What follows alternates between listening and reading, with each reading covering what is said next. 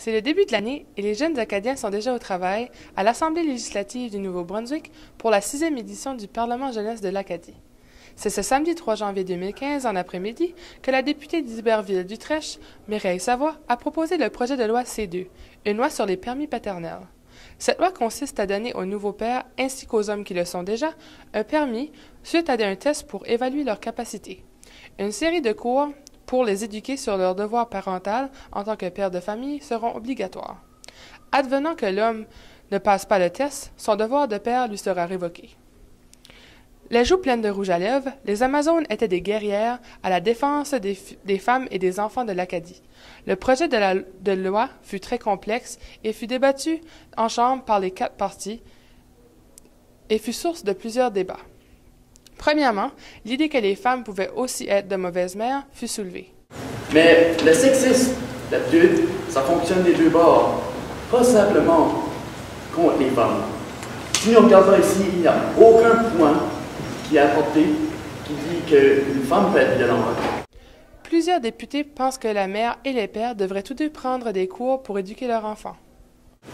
Nous pensons que tout parent devrait avoir besoin de prendre des cours paternels, soit qu'ils sont hommes ou femmes, et aussi une évaluation familiale en regardant l'environnement au complet d'un jeune dans son milieu de développement. Mais la députée Mireille Savoie avait une opinion bien différente sur le sujet. Et deuxièmement, nous pensons que les femmes sont les êtres supérieurs et parfaites. Le projet du Parti Amazone ne fut pas accepté. Les voix furent les suivantes. 9 voix pour et 21 voix contre. La population acadienne sera contente d'entendre que la voix ne fut pas acceptée, car le Parti des Amazones avait une autre idée en tête, une hausse de taxes. Mais principalement, on aimerait augmenter les taxes et couper des services redondants comme des services pour les hommes. Je laisse le mot de la fin au député de Baie-Verte-Cabot, qui avait une façon intéressante de voir l'enjeu de ce projet. Une personne qui va à l'église n'est pas nécessairement un bon chrétien et un homme qui prend des cours n'est pas nécessairement un bon père. Merci.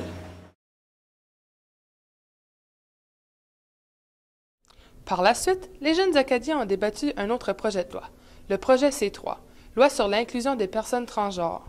Il fut proposé par le ministre de la Justice sociale, Alec Boudreau. Ce projet de loi avait, selon lui, comme objectif de faciliter l'intégration des transgenres acadiens. Pour ce faire, il veut développer des stratégies spécifiques, comme les soutiens médicaux, tant pour le côté physique que pour le côté psychologique. Il offre aussi du financement pour les opérations de changement de sexe. Plusieurs infrastructures, telles que les toilettes neutres, seront installées pour rendre la vie quotidienne des transgenres plus facile.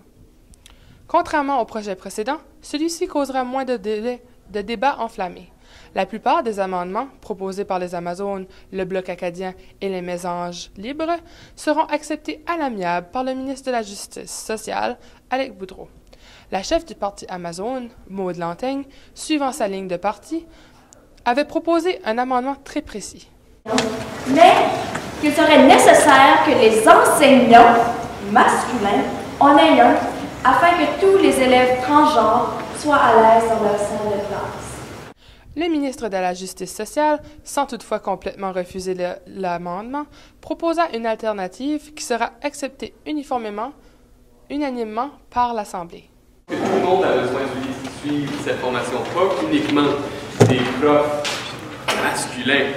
Et même à ce point-ci, pourquoi s'arrêter les enseignants masculins? Dans une école même, il y a des concierges, il y a des enseignantes, il y a des conseillères en orientation, il y a des directeurs d'école, des directions adjointes d'école, il y a même tout le conseil d'éducation du district qui a besoin d'être formé.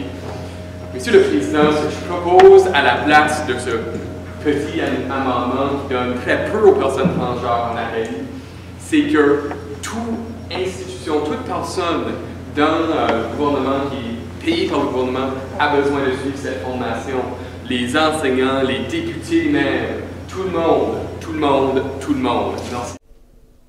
Le projet de loi C3 subira le même sort que cette dernière modification, l'unanimité. Il faudra toutefois souligner l'abstention de vote du Bloc acadien, visiblement contre le projet du début à la fin. Anissa Doiron, PJA 2015.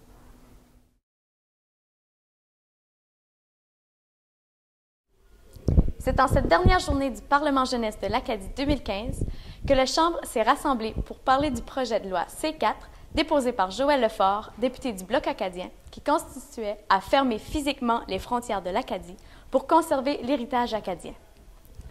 Ce projet de loi a suscité plusieurs débats en Chambre et plusieurs avaient leurs idées précises sur la question. Selon le député d'Assomption Tête de Cochon, Sébastien Lourdes, les Acadiens sont un peuple à temps plein et non à temps partiel. Cependant, certains autres députés semblaient s'y opposer. Quant à lui, le député de Chitican, Daniel Boutin, s'est dit indigné envers ce projet de loi. Il a de plus souligné que, selon lui, l'union fait la force.